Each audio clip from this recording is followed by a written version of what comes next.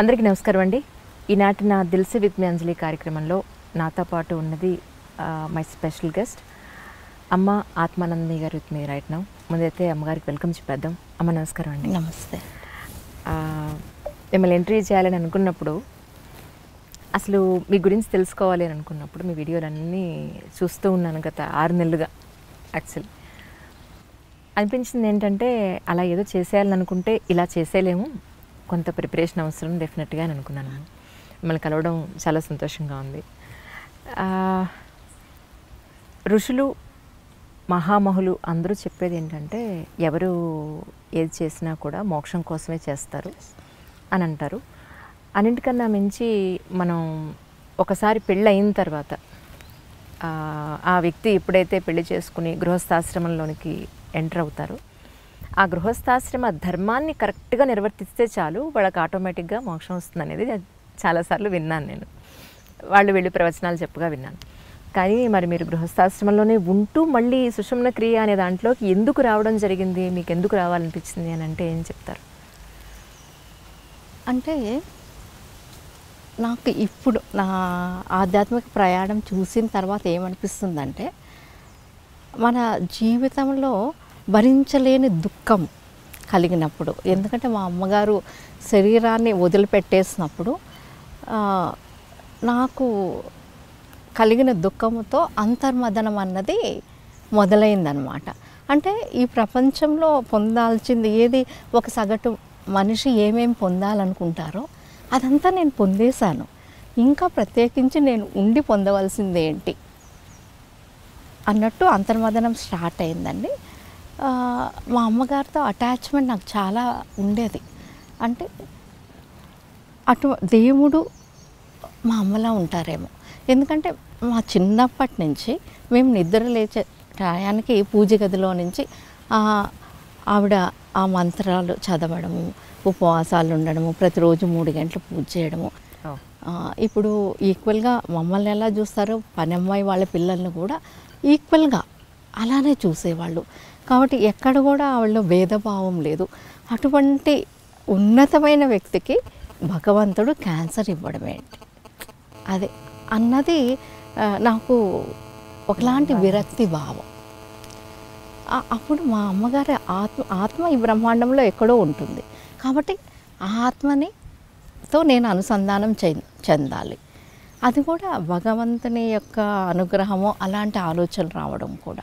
అప్పుడే నాకు ఒక యోగి ఆత్మకథా పుస్తకం తెచ్చివ్వడం జరిగిందండి. అందులో క్రియాయోగం ద్వారా మనము జన్మల్ని, ఇది చివరి జన్మ చేసుకోవచ్చు. అంటే మోక్షం అంటే నిజమైంది ఏంటంటే, చనిపోయిన తర్వాత మోక్ష స్థితి కాదు, మనం జీవిస్తూనే ప్రతి నిమిషము ముక్త స్థితి. దేని నుంచి ముక్తి? దుఃఖం నుంచి. ఇట్లా ఇంకా ఏది మన జీవితంలో వచ్చే మనం అనుకోని పరిస్థితులని కూడా దాన్ని ఎదుర్కొనే మనోధైర్యము, ఇవన్నీ ఒకటి వెంట ఒకటి వస్తాయి అని చదవడం బాగా ఇన్స్పైర్ అయ్యానమాట. అంతేకాకుండా భగవద్గీతలో 3 పాయింట్స్ కూడా నా మనసుకు హత్తుకున్నాయి. అవాళ నాకు అనిపించింది అనమాట, అవును ఇవాళ నుంచి నేను ప్రతిరోజు 8 గంటలు సాధన చేస్తాను. నాకు అంత టైం ఉండిందండి. సాధన చేసి మా అమ్మగారి ఆత్మతో నేను అనుసంధానం అవుతాను అన్నది. అలా ఒక వారం అయ్యేటప్పటికి నాకు నిద్రలో ఉన్న ఒక వాయిస్ వినిపించేదండి, నువ్వు యోగివిక అనే వాయిస్ క్లియర్గా. అది డిఫరెంట్ వాయిస్, డీప్ స్లీప్లో ఉన్న ఆ వాయిస్. తర్వాత ఓకే, నేను యోగి కావాలంటే ఏం చేయాలని తిరిగి భగవద్గీత, స్వామి చిన్మయానంద గారి భగవద్గీత. ఎందుకంటే 82లో ఆయన వచ్చి మదనపల్లిలో అండి ధ్యాన యోగం గురించి 14 రోజులు ప్రవచనం చెప్పారు, ఓన్లీ ధ్యాన యోగం గురించి. అప్పుడు నాకు చాలా అవి హత్తుకునింది. కానీ ఎప్పుడు నేను పారాయణం చేయడం కానీ ధ్యానం చేయడం కానీ అలాంటివి చేయలేదు, అప్పటి వరకు లేదు.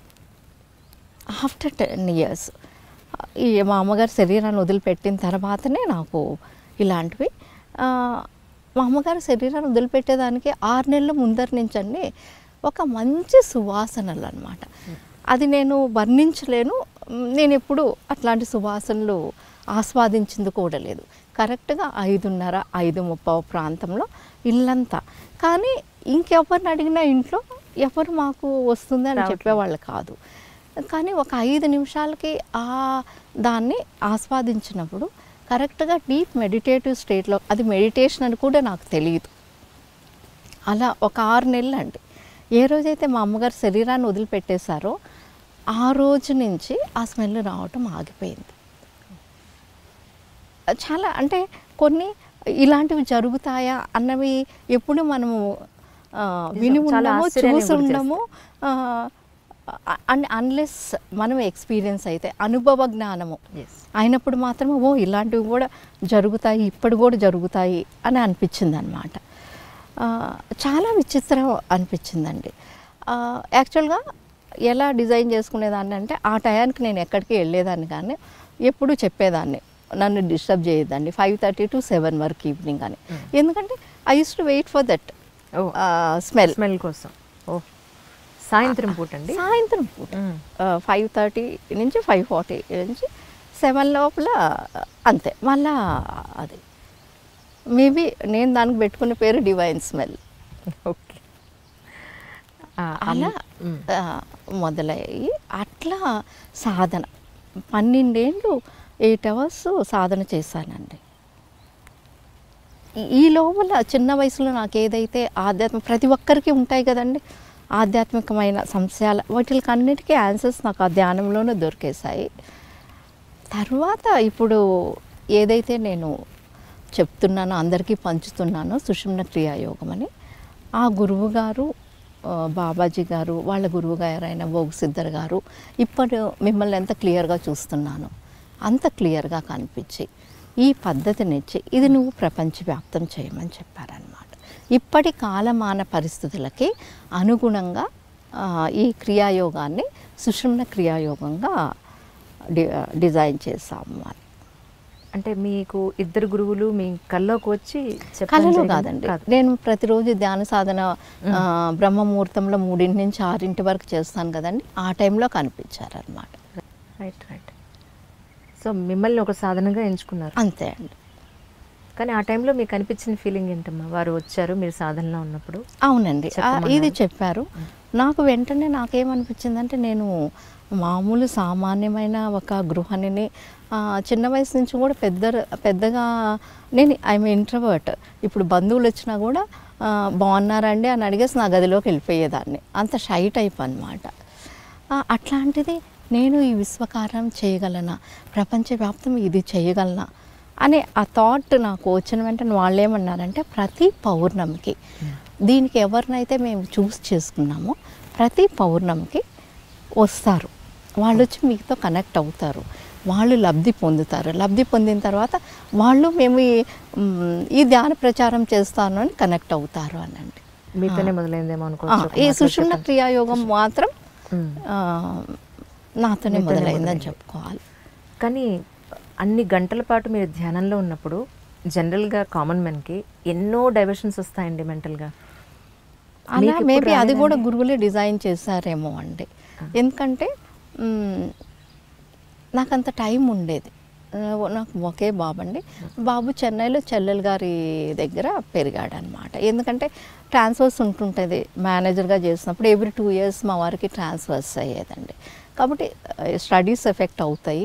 అప్పుడు కూడా చిన్నప్పుడు కూడా అండి అమ్మ అంటే చాలా ముద్దుగా బొద్దుగా ఉండే బేబీ అనమాట. అమ్మ వాడితో ఆడుకునేది చూసి అయ్యో అమ్మ సంతోషంగా ఆడుకుంటున్నారు కదా అనేసి బాబుని 3rd month అమ్మ దగ్గర వదిలిపెట్టి నేను వచ్చేసానండి. తర్వాత బాబు 7th class అప్పుడు అమ్మ శరీరాన్ని వదిలిపెట్టారు. కానీ ఆ బాబు అదే స్కూల్లో కంటిన్యూ అయ్యారనమాట. కాబట్టి నాకు టైం ఉండేది. మా వారు 10 గంటలకంతా బ్యాంక్కి వెళ్ళిపోతారు, ఇంకా ఆయన వచ్చే 7 o'clockకి, అంత టైం నాకు ఉండేదండి. కానీ ఉన్నా కూడా ఇప్పుడు ఈ రోజున ఇప్పుడు నా జాబ్ అంతా లేదు, తెల్లారగట్ట మీరు చెప్పిన టైంలో కనుక కూర్చున్నా 3ంటికి 3:30కి లేచి 2 గంటలు కూర్చుందాము అని అంటే మైండ్లో ఎక్కడ లేని ఆలోచనలు వస్తాయి. అది ఒకటి కాదు, ఇంటికి సంబంధించి, పిల్లలకు సంబంధించి, తల్లిదండ్రులకు సంబంధించి, అత్తమామలకు సంబంధించి ఏదోటి అసలు మైండ్లో నడుస్తూనే ఉంటుంది, ఏదో ఒక కథ. అది కూడా భగవంతుని అనుగ్రహము, గురువులు అనుగ్రహము అలా డిజైన్ చేశారేమో అని అనిపిస్తుంది. అంటే మామూలు లేకుంటే మనిషి ఏదో ఒక పవరు, ఒక ఎనర్జీనో, ఒక ఒకరి దీవెనో, మేబీ మా అమ్మగారి దీవెన అయి ఉండొచ్చేమో ఈ ప్రపంచానికి ఈవిడ. నాలో ఆధ్యాత్మిక రియల్ ప్రకంపనలు స్టార్ట్ అయింది అంత డెప్త్గా దుఃఖాన్ని పొందినప్పుడు. ఆ దుఃఖం నుంచి ఎలా అంటే అనుకోని విధంగా బయటకు వచ్చి అంటే ఇప్పుడు ఈరోజు నేనేం చెప్పగలుగుతున్నాను, దుఃఖం అన్నదే లేదు ఈ ప్రపంచంలో. అంటే సరి అయిన అవగాహన లేనప్పుడు అది దుఃఖంగా పరిగణింపబడుతుంది. దెర్ ఇస్ నో దుఃఖ. ఎందుకంటే మన పురాణాలంతా ఆనంద స్వరూపుడివి, నువ్వు ఆనంద స్వరూపుడివి అనే ఘోషించాయి. కాబట్టి దుఃఖపడుతున్నామంటే మియర్లీ అవగాహన లోపమే కరెక్ట్ అని ఈరోజు బల్లగుద్ది చెప్పగలను అనమాట. నిజమా? అంటే మామూలు సామాన్యమైన మనిషి కనీసం ఒక గంట పాటు ఎలాంటి ఆలోచనలు, బాహ్య ప్రపంచానికి సంబంధం లేకుండా ఒక గంట పాటు మీరు అనుకున్న స్థితిలో చేయగలిగే అవకాశం ఉందంటారా? అలా చేయాలి అని అంటే ఎలా ప్రాక్టీస్ చేయాలని మీ ఉద్దేశం? ఇప్పుడు గురువులు ఇప్పుడు అందించిన సుషుమ్న క్రియాయోగంలో అండి, ఇది సంపూర్ణమైన యోగం. అంటే 4 ధ్యాన పద్ధతుల యొక్క కలయిక అనమాట. గురువుగారు ఇప్పుడు చెప్పడం ఏంటంటే, వాళ్ళు 49 days 49 minutes అని దీన్ని డిజైన్ చేశారు. అంటే మన శరీరంలో మేజర్ చక్రాస్ వచ్చండి 7 ఉంటాయి.